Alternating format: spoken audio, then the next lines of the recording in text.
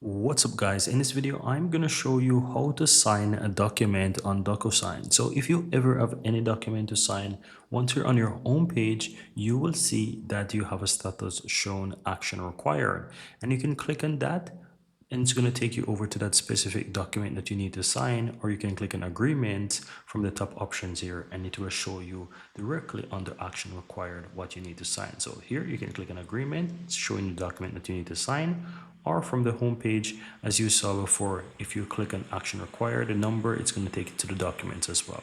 All you have to do is click on sign and it's going to quickly open up that document and take you to where you need to sign on that specific document. So you'll click and continue if you have something pop up, and you will see that you scroll down and it's going to show you where you need to sign, and you just need to click on sign and click on finish, and that's it. So that's it guys, that's how you can easily sign a document on DocuSign. Very easy and very simple.